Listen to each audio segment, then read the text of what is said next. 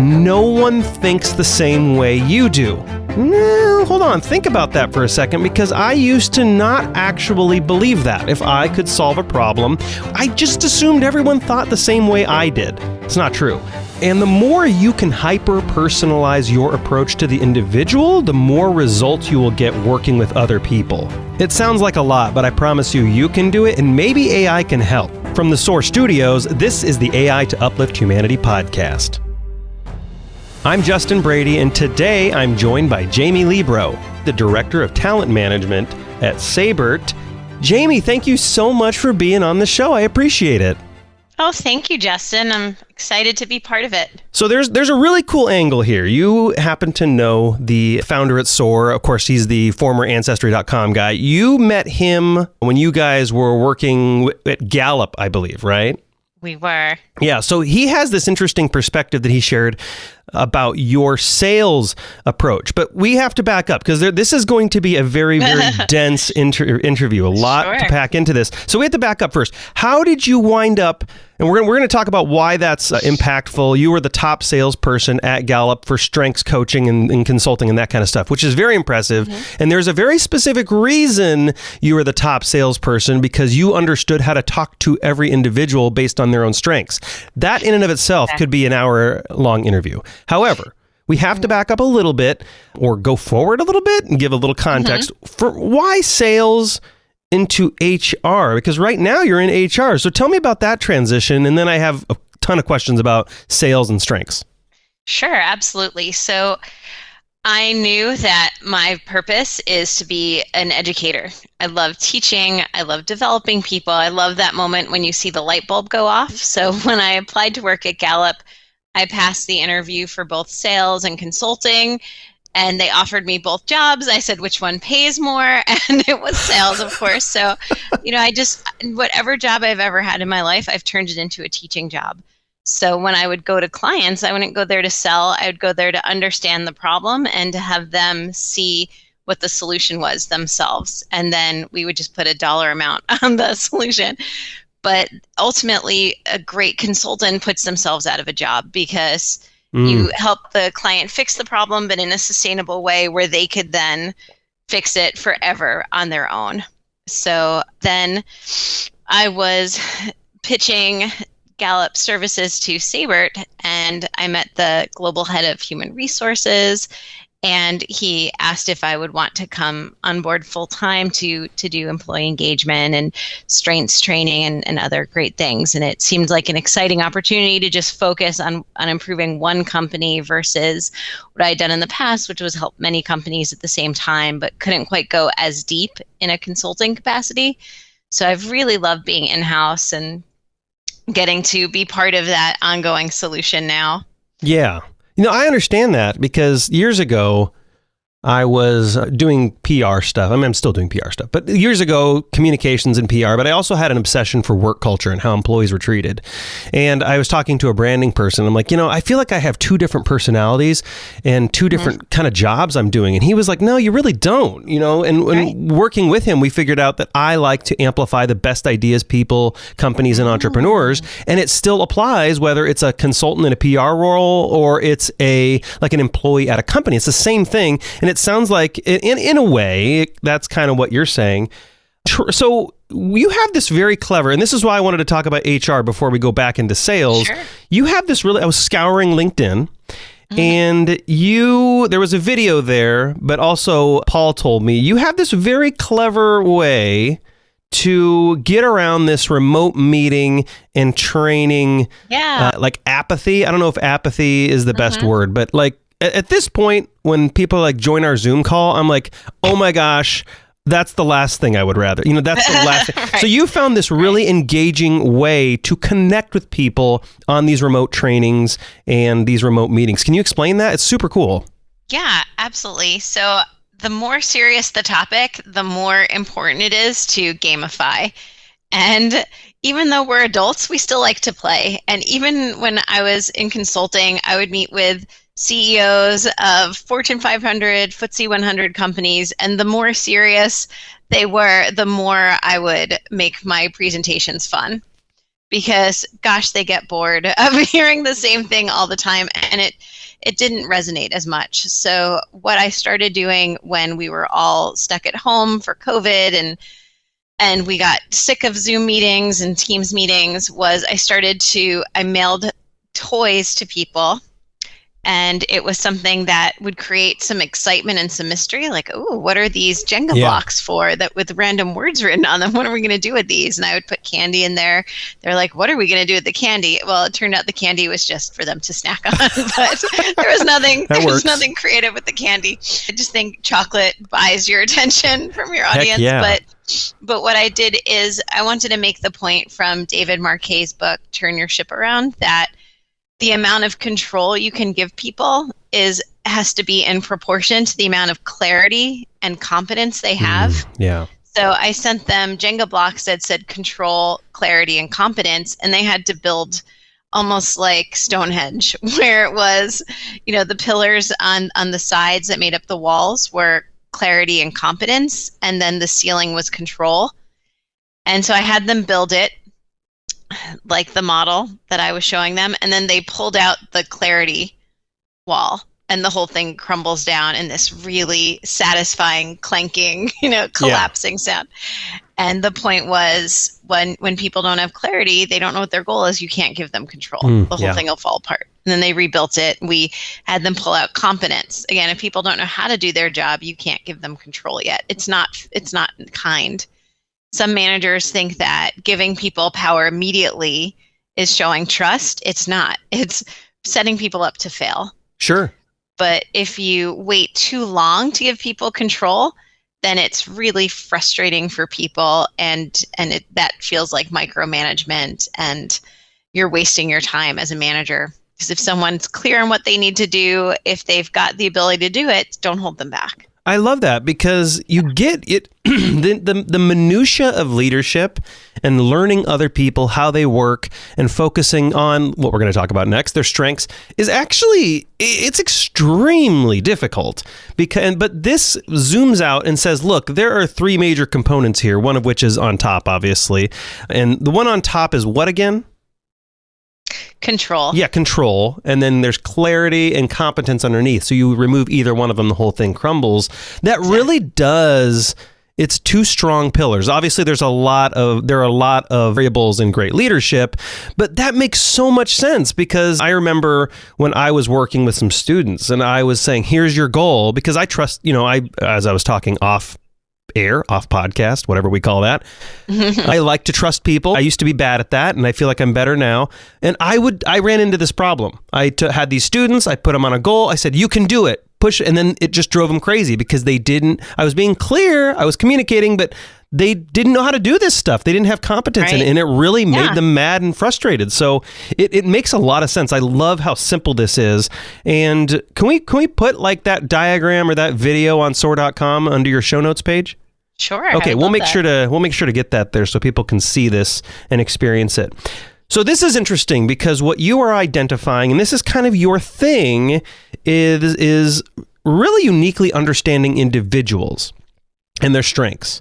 So this led you to close at a 3x higher sales rate than anyone else at Gallup, because you sold using the person's strengths that you were communicating to. And so what you were selling, like benefits, like Gallup, Strengths Finder coaching to these people, which, we should talk about that here. But there's a lot of ground to cover here. So let's unpack this first. Sure. But let me clarify something. So please. I was the top salesperson in my division, but I came nowhere close to the people selling to government and some other, they were selling $15 million a year deals. So I was probably doing $2 or $3 million a year. And I'm proud to say that even though I started off with a gap, like you mentioned, by the end, everyone had caught up to me. And my very last year, proudly, my mentee, Kurt Sobert, had even surpassed me.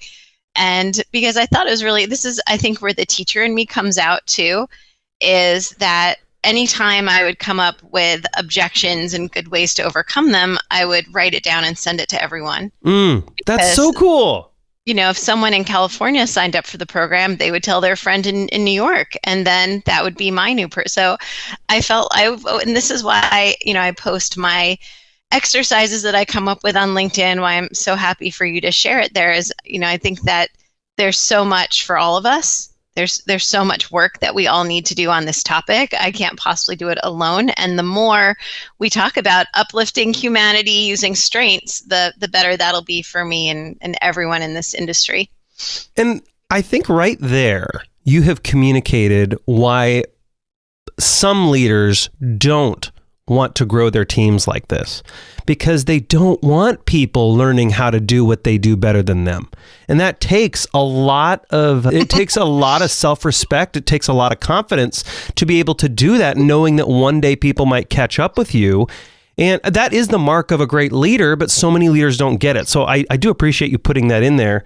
But let's talk about why you were able to close and get out in front of the pack so far.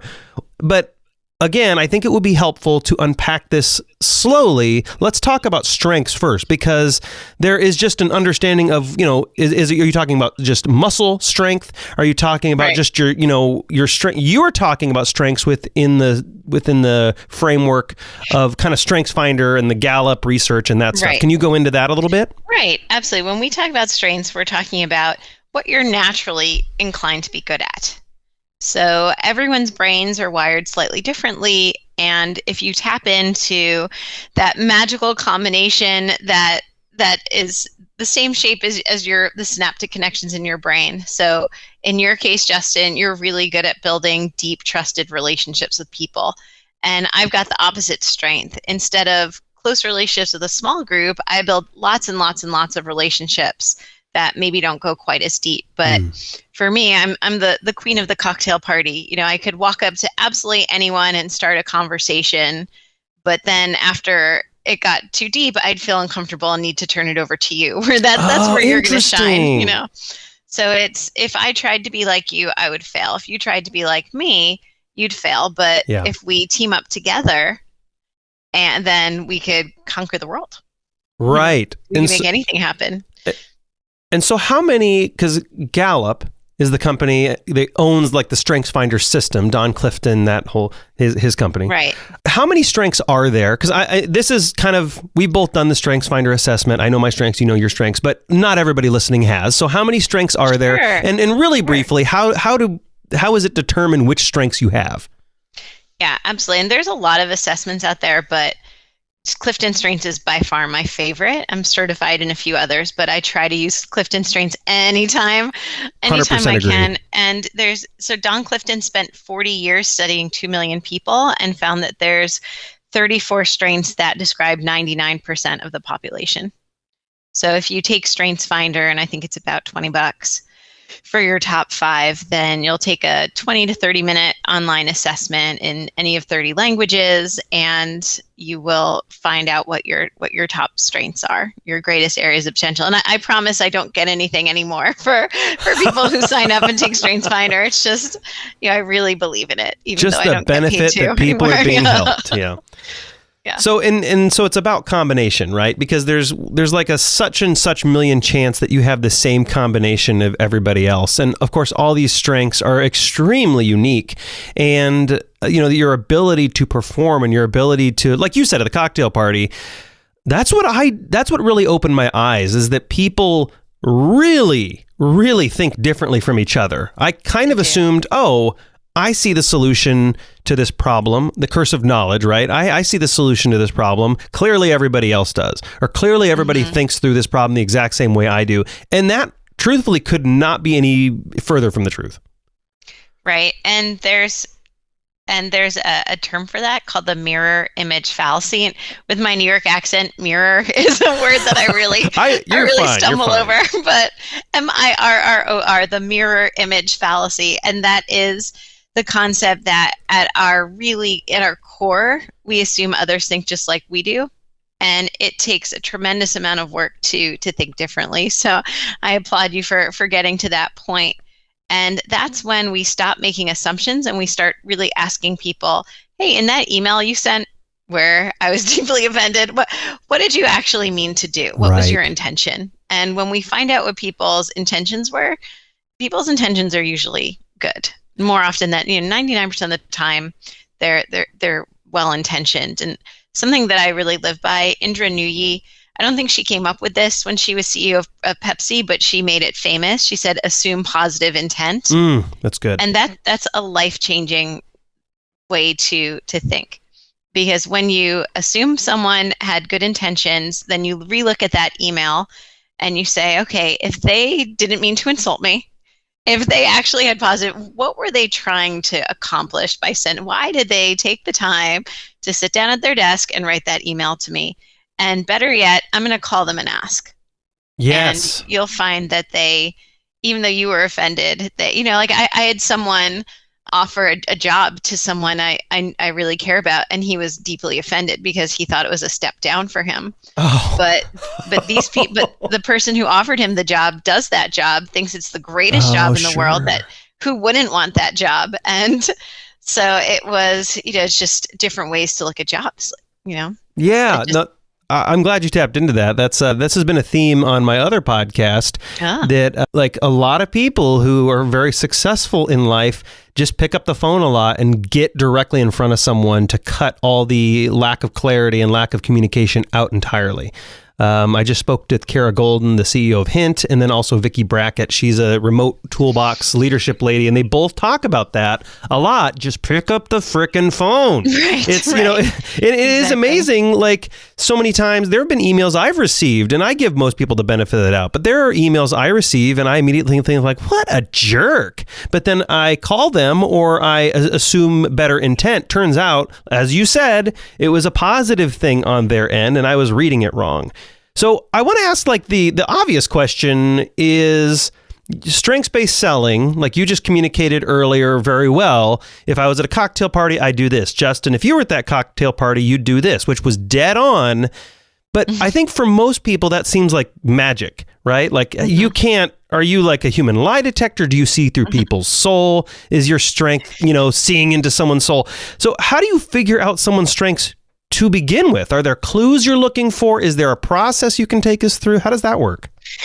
Oh, goodness. So I never guess. I'm the worst because here's what happens. It goes back to the mirror image fallacy that we just see our own strengths.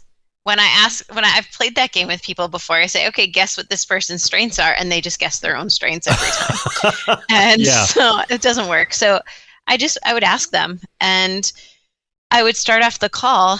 One of my mentors, when I was at Gallup, I was on the CEO had an advisory group, which sounds like we advised him, but it was the opposite. So it was, he would just pick 10 people a year and he would have his famous friends mentor us. And one was Carlos Gutierrez, the former president, I believe, of Nestle in North America. And Carlos said, don't tell people you have something great, show them. And, right, it's like when you walk by a great ice cream place, they don't just have a sign that says, hey, we have the best ice cream. They say, try it.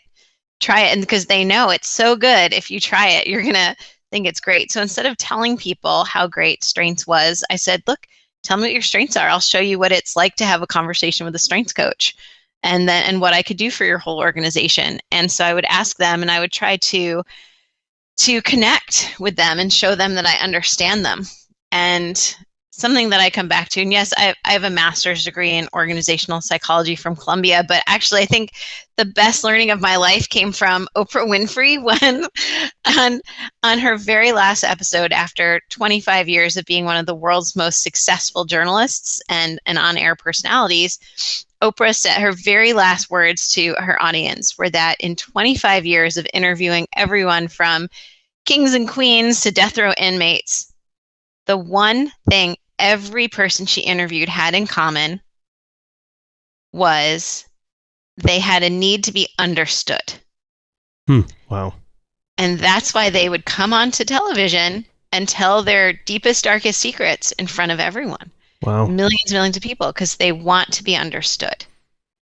So how did you, because some people don't know their strengths in the framework of Strengths Finder, right? If I hadn't taken that and, someone's out there saying, I don't like, okay, I know my strengths, but I don't know how to understand what someone else has, especially if they haven't taken the StrengthsFinder assessment, right? So they may say, I don't know, my strength is like I'm really good at writing stuff and I do podcasting well because I talk well, I guess. Like, how would you translate what they believe their strengths are into strengths you understand and can work with in communication with them, obviously? Sure. In my situation, I would ask, most of people would come to me because they had taken the assessment, they read the report, they thought it really described them. And then in the infrequent instances when someone wouldn't know their strengths, I would say to them, if you go and invest the $20 into taking StrengthsFinder, I'll give you the $500 coaching call for free. So, wow.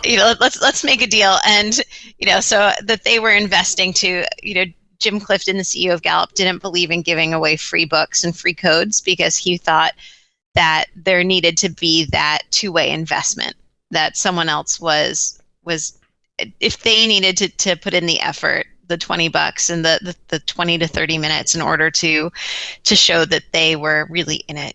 Things that are free, we don't value quite as much. That is a lot of investment into someone else.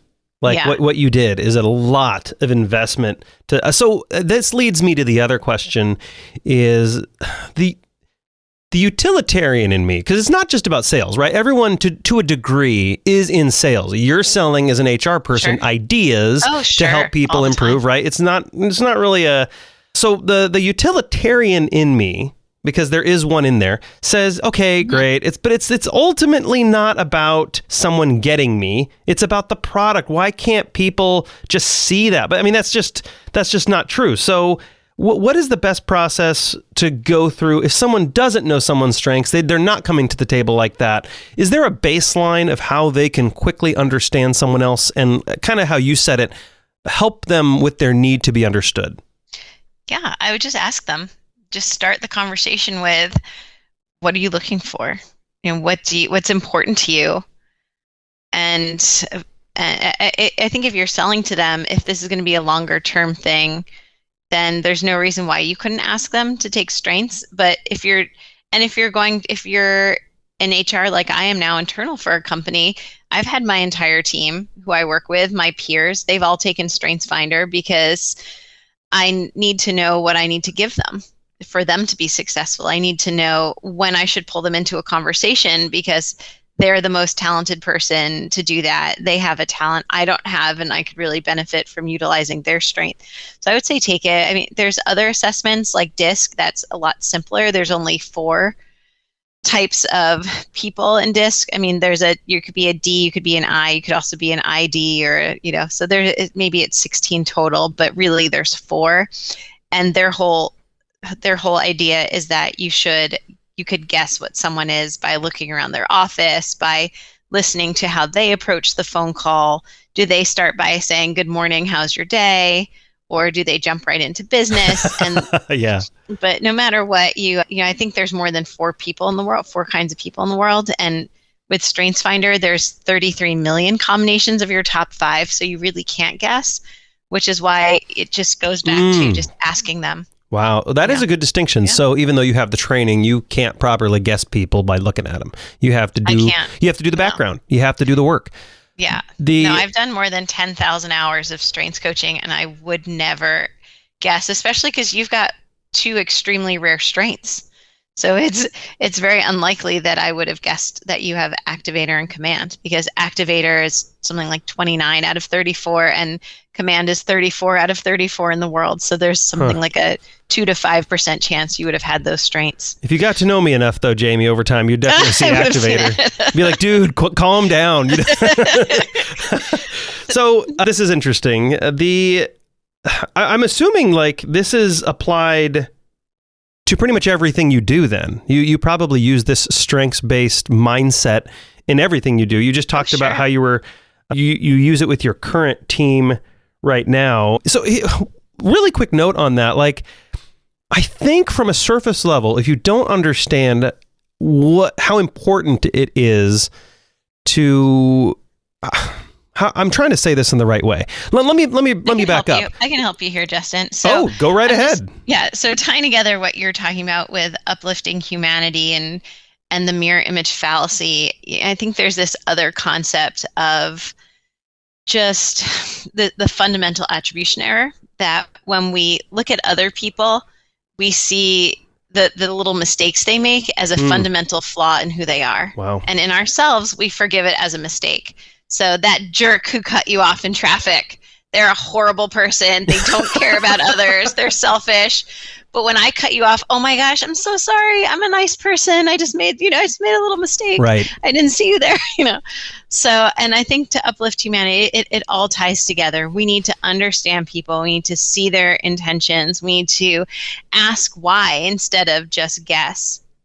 So it all comes together in the way that we treat other people. And when we treat other people better, it makes our own lives happier, because when you could be angry at that jerk who cut you off all day, or you could just forgive them, move on, assume they desperately had to use the bathroom, and that's why they felt the need to go first, And in that, then you're going to be able to let go of that and not be angry about it all day. Jamie, I feel like you're interviewing for a co-host position on this podcast right now.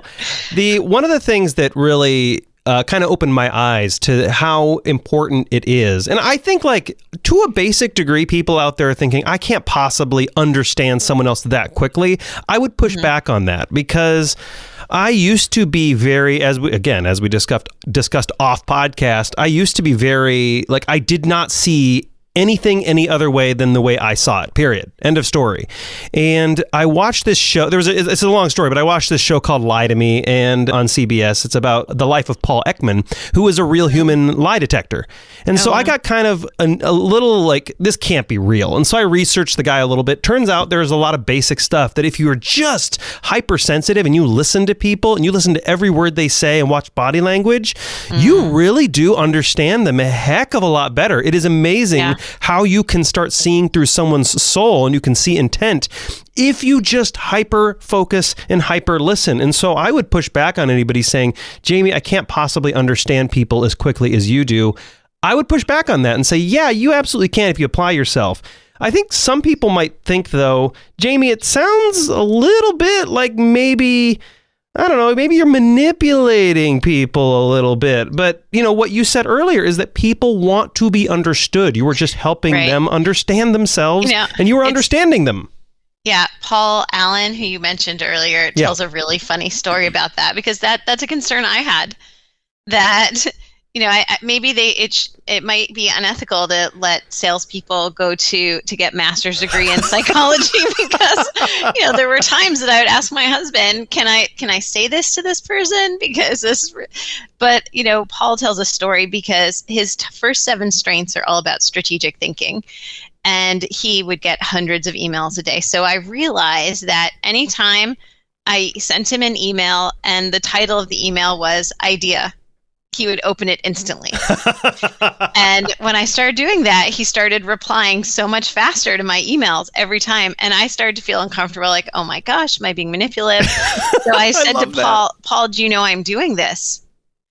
And he said, and so he told this story at one of Gallup's Strength Summits. And he said to the audience, when Jamie said that to me, I didn't feel manipulated. I felt understood. Yes. Oh, because so I knew that she wasn't going to waste my time. She knows what I care about are good ideas, and she's only going to send me an email that has ideas. So she's not going to bore me with the details and the other things that aren't as important to me. She's only going to send me emails that I care about. So I felt a lot better being honest with him. He wanted me to tell that story, by the way. He's like, make sure she tells that story because it's epic. Really? Oh yeah. He's like, that story is fantastic. People need to hear it. This process might seem a little complicated, and at first, in any new process it might sound a little overwhelming. So you are consulting with Soar a little bit on some AI projects. So I do have a big question. Can we get to a point where artificial intelligence, because that's what Soar's building, a lot of artificial intelligence to uplift humanity. So can we get to the point where artificial intelligence will help people replicate this process? The big question here is, can AI help us understand our fellow humans better? Gosh, I hope so. Could you imagine how incredible that would be if everyone could immediately be seen in the way they wanted to be seen, if everyone can offer immediate value, if we could cut out, a lot of work that I do is with biases. we could go past what someone looks like and, see men for the empathetic souls they might be, and see women as it's okay for them to be competitive, and just see them for who they are instead of what they look like. That would be, and just give people what they need instead of guessing or just transferring what we need onto them, projecting it onto them. I think that would be an extraordinary way to use AI. Yeah. I mean, do you see a future? And I agree with you, right? I hope AI can do this. But do you see a future where everyone, like right now, we basically address everyone as we would address ourselves, right? And we get frustrated when they don't handle a problem like we do. But do you see a future where every single person can be basically hyper-personalizing their approach to every other single person? Do you see that as being a possibility? Yes, I would love for the world to go in that direction. Just see people as individuals, see what we have in common instead of what makes us different. Yeah. Yeah, I entirely agree with you 100%. I love your approach, and I really hope people, if there's one thing people can do right now to be better communicators, connect with people, even if they haven't taken the strengths assignment, or excuse me, strengths assessment, and even if you're listening to this and you don't want to use Soar stuff, like, is there one thing right now everybody can do just to work with other people, work within other people's strengths a little better? Mm-hmm. Yeah. Start asking. Start assuming positive intent. Ask people what they need. So Justin, I'm looking forward to presenting this to you tomorrow. Tell me more about what you're looking for. Are you looking for examples of other people who have used this technology? Do you want to see the data? Do you want, to just talk about, your issue that you've got? So ask the other person like what they're looking for and what they're going to respond best to. If you don't have the tools in front of you, or have them take StrengthsFinder. It's really going to, I think people would find that really meaningful to them if you said, gosh, I really want to get to know you. It's about asking other people what they want. And to quote from yourself, it's not about you being awesome. It's about people realizing you think they are awesome. That's a really good place to leave it. Jamie Librot, Director of Talent Management at Sabert. How do people reach out to you, connect to you, follow your stuff, and learn more about what you're up to? Yeah, probably the best way would be on LinkedIn. So you could find me at Jamie Librot, L-I-B as in Bravo, R-O-T.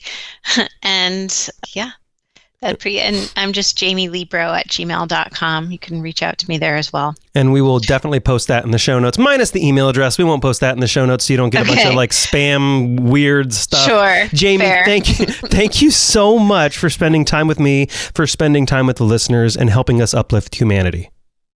It's my pleasure. Thanks again, Justin. This was a lot of fun. And thank you so much for joining me and listening. Hey, before I let you go, wouldn't it be really cool if you could upload all your video and like magic, the entire video was searchable by keyword. You just put any keyword, any key phrase, and you're immediately taken to the exact timestamp and exact word or phrase that you typed in. Like all your video. Wouldn't that be kind of cool? Well, let me blow your mind. It exists. It's called deep search technology. It looks beyond descriptions and tags and keywords that you pre-select into the meaning and intent of a video, so you can search across your entire video archive and be instantly transported to the specific clip you were looking for at the specific timestamp. I know it sounds really expensive, but you can upload 10 hours for free and have deep search tech on your website if you just go to soar.com/deep search. Again, that's soar.com/deep search. SOAR.com/deep search. And hey, thanks for listening today. This is the AI to Uplift Humanity podcast.